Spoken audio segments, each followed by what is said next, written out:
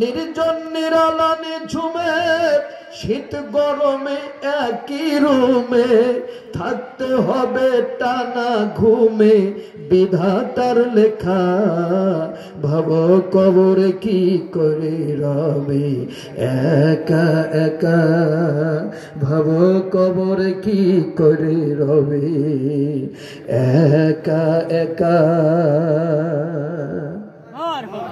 মারহাবা বলবেন না? শোনেন, আপনারা আমাদেরকে আর ফেনা ভাত মনে করেন না। আমার ভাই একটা কথা বলতো, ফেনা ভাত এই জন্য বাও হাত দিয়ে খাচ্ছেন। এই যে কয়জন লোক আপনারা হইছেন না, ঢাকা থেকে 70,000 টাকার বক্তা আনলেও আমার থানাতে এই কয়জন লোক হয় না। এটা কি আপনাদেরকে বুঝাইতে পারছি? আগামী বছর 70,000 টাকার একটা বক্তা নিয়ে আসেন, এত লোক হবে না। এই জন্য ফেনা ভাত আর বাও হাত দিয়ে খাওয়ার আওয়াজ একটু ঠিকঠাক মতো করেন। মারহাবা কোন বাইরের বক্তা আসলে জোরে কয়, আমরা আসলে আস্তে কয়। আবার যাওয়ার সময় টাকা কম দেয়। এলাকার ছেলে কিছু তো একটা দেবেন। তো যাই হোক, আর কথা না বাড়াই, আমার সাথে পড়েন আউযু বিল্লাহি মিনাশ শাইতানির রাজিম বিসমিল্লাহির রাহমানির রাহিম আলিফ লাম রা কিতাবুন আনজালনাহু ইলাইকা লিতুখরিজান নাসা মিনাজ যুলুমাতি ইলান নূর।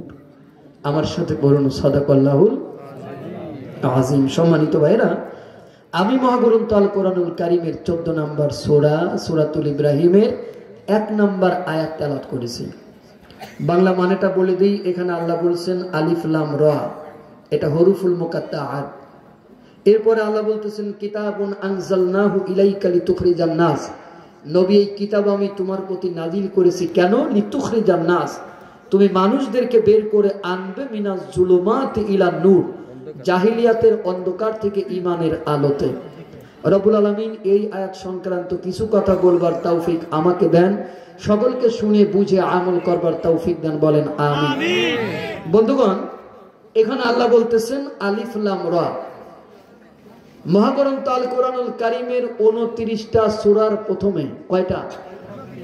কথা বলেন, তাফসীর বুঝতে গেলে কথা বলবেন। 29টা কয়টা? 29টা সূরার প্রথমে আল্লাহ হুরুফুল মুকাত্তাআত ব্যবহার করেছেন। যেমন আলিফ লাম মিম, আলিফ লাম রা, তাহা, ইয়াসিন, তাসিম, মিম, সবগুলো হুরুফুল মুকাত্তাআত। আল্লাহ বলেন হুয়াল্লাযী আনজালা আলাইকাল কিতাবা মিনহু আয়াতুম মুহকামাত হুন্না উম্মুল কিতাব ওয়া উখারু মুতাশাবিহাত। মহাগ্রন্থ আল কোরআনুল কারীমে 2 ধরনের আয়াত আছে। কয় ধরনের? 2 ধরনের। একটা মুহকামাত আর একটা হচ্ছে মুতাশাবিহাত। মুহকামাত এটা হচ্ছে আসল বুনিয়াদ, এটা নিয়ে অ্যানালাইসিস করা যায়, গবেষণা করা যায়, কথা বলা যায়, আলোচনার বিষয় হতে পারে। কিন্তু মুতাশাবিহাত এর অর্থ আল্লাহ ছাড়া দুনিয়ার কেউ জানে না। আল্লাহ বলেন ফাআম্মাল্লাযীনা ফি কুলুবিহিম যায়গুন ফায়াত্তাবিউনা মা তাশাবাহা মিনহু ইবতিগাআল ফিতনা, যাদের অন্তরে ফাসাদ, যাদের অন্তরে আছে কুটিলতা, বক্রতা, যারা সমাজে গন্ডগোল, মারামারি, ফাসাদ তৈরি করতে চায়, তারা মুতাশাবিহাতের পিছনে লেগে থাকে। আল্লাহ বলেন ওমা ইয়ালামু তা'বীলাহু ইল্লাল্লাহ, এর অর্থ আল্লাহ ছাড়া দুনিয়ার কেউ জানে না। তাহলে আল্লাহ যখন বলতেছে এর অর্থ দুনিয়ার কেউ জানে না, তখন আমি জাহাঙ্গীর আলমের এখানে এটা নিয়ে পড়ে থাকার আর কোনো দরকার নাই। এখন আল্লাহ বলতেছেন কিতাব, এখানে প্রথমে আল্লাহ বলছেন কিতাব। তো প্রশ্ন হলো কেমন কিতাব? কিতাবের বর্ণনা এটা আমি জাহাঙ্গীর আলম দিলে কম হবে। পৃথিবীর কোনো মানুষ কোরআনের বর্ণনা দিতে পারবে না। আমাদের দেশে ইতিহাস বিকৃত হয়, যে যখন ক্ষমতায় থাকে সে তার ইচ্ছা মতো ইতিহাস লেখে। কথা বল না কেন?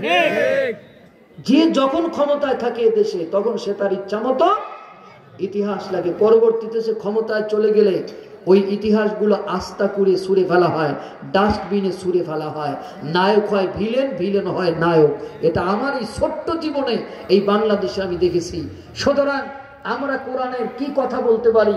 কোরআন সম্পর্কে আল্লাহ বলতেছেন কোরআনের দৈর্ঘ্য কত, প্রস্থ কত, কোরআনের ব্যাপকতা কত। এটা যদি বুঝতে হয় তাহলে কোরআন থেকেই আলোচনা নিতে হবে, ঠিক কিনা?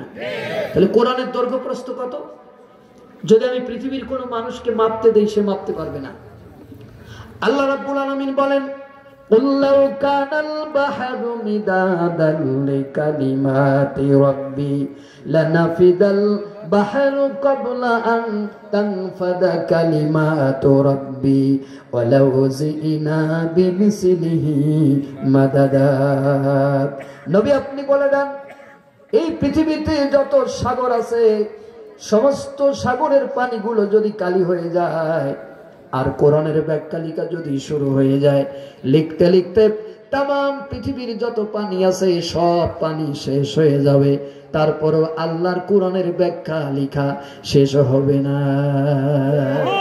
আরো জোরে কর। তাহলে কোরআনের ব্যাপকতা, কোরআনের দৈর্ঘ্য প্রস্থ কত, এই আয়াত থেকেই বোঝা যায়, ঠিক কিনা? তাহলে আপনি কোরআনের ব্যাখ্যা কি দিবেন? এরপরে আল্লাহ বলতেছেন কিতাবুন এরপরে আল্লাহ বলেন লাউ আনজালনা হাযাল কুরআনা আলা জাবালিল লারাইতাহু খাশিয়াম মুতাসাদ্দিয়াম মিন খাশিয়াতিল্লাহ। আল্লাহ বলেন যে আমি যদি কোরআনকে পাহাড়ের উপর নাজিল করতাম, আমার আলোচনা কি বোঝা যাচ্ছে? আমি যদি কোরআনকে পাহাড়ের উপর নাজিল করতাম, কোথায়? পাহাড়ের উপরে। রাইতাহু, তুমি দেখতে পারতে, রাইতা মানে দেখতে পারতে, হু জমিন, ওই পাহাড়কে তুমি দেখতে পারতে। খাশিয়াম মুতাসাদ্দিয়াম মিন খাশিয়াতিল্লাহ, পাহাড় বিনীত হয়ে আল্লাহর ভয়ে ও মাটির নিচে দেবে চলে গেছে। আল্লাহু আকবার বলেন। আলোচনা বুঝতে হবে। এটা কোন আলেমের সামনে বললে আলেম চিৎকার দিয়ে উঠবে, কোন জ্ঞানীর সামনে বসলে সে বুঝবে যে এর অর্থটা কি। আল্লাহ বলেন আমি যদি কোরআনকে পাহাড়ের উপর নাজিল করতাম, তুমি দেখতে পারতে পাহাড় মাটির তলে চলে গেছে। কোরআনের এত ওয়েট, কোরআনের এত ওজন, এই ওজন পাহাড় বহন করতে পারতো না। আল্লাহু আকবার বলেন। এরপরে আল্লাহ রাব্বুল আলামিন বলেন ইন্না আরাদনাল আমানাতা আলাস সামাওয়াতি ওয়াল আরদি ওয়াল জিবাল। আল্লাহ বলেন আমি আমার এই আমানতকে, এখানে আল্লাহ কোরআনকে আমানত বলেছে। কি বলেছে? আমি আমার এই আমানতকে সর্বপ্রথম আকাশের কাছে দিতে চাইলাম, আকাশ নিল না। এরপরে জমিনের কাছে দিতে চাইলাম, জমিন নিল না। এরপরে পাহাড়ের কাছে দিতে চাইলাম, পাহাড় নিল না। কেন নিল না? ফাআবাইনা আইয়াহমিলনাহা ওয়া আশফাকনা মিনহা ওয়া হামালাহাল ইনসান। তারা বলল যে আল্লাহ আমরা তোমার এই কোরআনের ওজন বহন করতে পারবো না। ওয়া হামালাহাল ইনসান, তা নিয়ে নিল মানুষেরা। কেন? ইন্নাহু কানা জালুমা জাহুলা, মানুষ জালেম এবং মূর্খ। আল্লাহ সর্বপ্রথম এই কোরআনকে আকাশের কাছে দিতে চাইছেন। কার কাছে? আকাশ নেয় নাই। এরপরে জমিনের কাছে জমিন নেয় নাই। এরপরে পাহাড়ের কাছে পাহাড় নেয় নাই। কেন? ফাআবাইনা আইয়াহমিলনাহা ওয়া আশফাকনা আলাইহা ওয়া আশফাকনা মিনহা। তারা বলল আল্লাহ আমরা তোমার এই কোরআনের ওজন বহন করতে পারবো না। ওয়া হামালাহাল ইনসান, তা নিয়ে নিল মানুষেরা। কেন? ইন্নাহু কানা জালুমান জাহুলা, মানুষ জালেম এবং মূর্খ। তাহলে যেটা আকাশ নাইনি, যেটা জমিন নাইনি, যেটা পাহাড় নাইনি, কেন নাইনি? এই কোরআনের ওজন তারা বহন করতে পারবে না। আমরা মানুষ, আমরা কি করে নিলাম? আল্লাহ কয় যে মানুষ জালেম এবং মূর্খ। আমার টেবিলের উপর কোরআন আছে, এই টেবিল কিন্তু মাটির তলে চলে যায় নাই। তাহলে আল্লাহ এখানে কোরআন বলতে কোন কোরআনকে বুঝিয়েছেন? সেটা কি এই কোরআন নাকি কোন কোরআন? আমি যদি কোরআনকে আকাশে উপরে দিতাম, আকাশ ভেঙে যেত, জমিন মাটির তলে চলে যেত, পাহাড় চৌচির হয়ে যেত, তাহলে সেটা কোন কোরআন? কোন কোরআনের কথা আল্লাহ এখানে বললেন? এখানে আল্লাহ বলতেছেন মানুষ জালেম এবং মূর্খ। এই উদাহরণ যদি আমি দেই, একটা উদাহরণ দেওয়া যেতে পারে যে একটা লোক মাঠে ধান কাটতে গেছে। তো ধান কাটতে গিয়ে 10 আটি ধানের বোঝা সে যখন মাথায় উঠাবে ঠিক সেই সময় তার ছোট ছেলেটা গিয়ে 10 বছরের ছেলে গিয়ে বলতেছে, আব্বা এই বোঝাটা আমার মাথায় দাও। এখন 10 বছরের ছেলের মাথায় যদি 10 আটি ধানের বোঝা দেওয়া যায়, ও ছেলে কিন্তু মাটির চলে চলে যাবে, ও এত বড় বোঝা বহন করতে পারবে না। সুতরাং বাবা একটু মনিটরের আওয়াজ বাড়বে। সুতরাং বাবা এই বোঝাটা ছেলের মাথায় দিচ্ছে না। আমার কথা কি বোঝা যাচ্ছে? বাবা ছেলের মাথায় এই বোঝাটা দিচ্ছে না। কেন? কারণ ছেলে এটা টানতে পারবে না। ছেলে কোনোভাবেই ধান না নিয়ে বাড়ি আসবে না।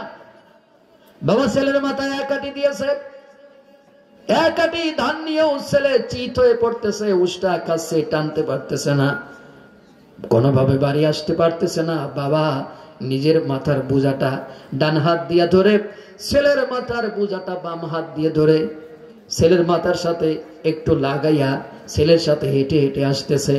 ছেলে বলতেছে, বাবা আমি রিল্যাক্সে বোঝা নিয়ে যাচ্ছি, আমার কোনো ওজন মনে হচ্ছেই না।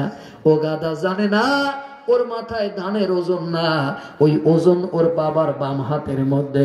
সুতরাং বান্দা জানে না বান্দার মাথায় কোরআনের ওজন না, কোরআনের ওজন আমার আল্লাহর কুদরতি হাতে। নাহনু নাজ্জালনা যিকরা ওয়া ইন্না লাহু লাহাফিজুন। আল্লাহ বলেন কোরআন আমি নাজিল করেছি আর আমি এর সংরক্ষণকারী। সুবহানাল্লাহ। কোরআন নাজিল করেছে কে? আল্লাহ। সংরক্ষণ করবে কে? আল্লাহ রাব্বুল আলামিন। কোরআন সংরক্ষণ কাগজে করেন নাই, আল্লাহ কোরআন কম্পিউটারের মধ্যে সংরক্ষণ করেন নাই, আল্লাহ কোরআন সংরক্ষণ করেছেন মানুষের বডির মধ্যে, সিনার মধ্যে। এখানে যে কোরআন বোঝানো হয়েছে এই কোরআন কাগজের কোরআন নয়। হযরত আয়েশার কাছে রাসূলের এক সাহাবী প্রশ্ন করলেন, উম্মুল মুমিনিন আপনি বলেন রাসূলের চরিত্র কেমন? হযরত আয়েশা বলেন, ও রাসূলের সাহাবী তোমার ঘরে কি কোরআন নাই? বলে অবশ্যই কোরআন আছে। আয়েশা বলেন, ওগো রাসূলের সাহাবী তোমার ঘরে যে এইটা আছে এইটা কাগজের কোরআন, বিশ্ব নবী জীবন্ত কোরআন। আরো জোরে কোরআন। এই জন্য শিল্পী নকুল বিশ্বাস বলেছে, কোরআন হলো এই দুনিয়ার জীবন্ত গ্রন্থ। তুমি প্রশ্ন করলে উত্তর পাবে, তুমি প্রশ্ন করলে উত্তর পাবে, এমন প্রাণবন্ত কোরআন হলো এই দুনিয়ার জীবন্ত গ্রন্থ। যদি প্রশ্ন করো তোমার নাম কি হে প্রাণপতিম, বলবে তখন ইন্নাহুলা কোরআনুন কারীম।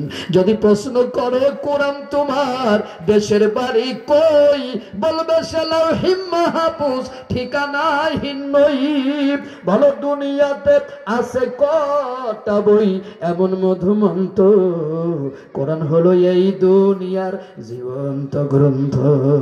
হিন্দু মানুষ তার বক্তব্য কোরআনকে প্রশ্ন করলে জবাব পাওয়া যায়। বন্ধুরা আমার, আপনি যদি কাগজের কোরআনকে প্রশ্ন করেন এই কোরআন আপনার জবাব দিতে পারবে না, কথা বলতে পারবে না, উত্তর দিতে পারবে না। কোরআনের পক্ষ থেকে জবাব দেবে হাফেজ, কারি, মাওলানা, মুফতি, মুহাদ্দিসেরা। সুতরাং যারা হাফেজের কণ্ঠ বন্ধ করে দিতে চায়, যারা মাওলানার কণ্ঠ বন্ধ করে দিতে চায়, যারা মুফতির কণ্ঠ বন্ধ করে দিতে চায়, যারা মসজিদে আলেমের কণ্ঠ বন্ধ করে দিতে চায়, ওরা কোন আলেমের কণ্ঠ বন্ধ করে নাই, ওরা আল্লাহর কোরআনের কণ্ঠই বন্ধ করে দিয়েছে। কথা বলেন ঠিক কিনা? বিগত দিনে আমরা দেখেছি মাহফিল করার জন্য পারমিশনের দরকার হয়েছে।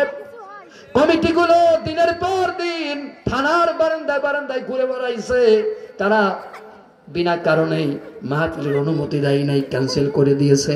যারা আজকে কোরআনের মাহফিলগুলো বানচাল করেছিল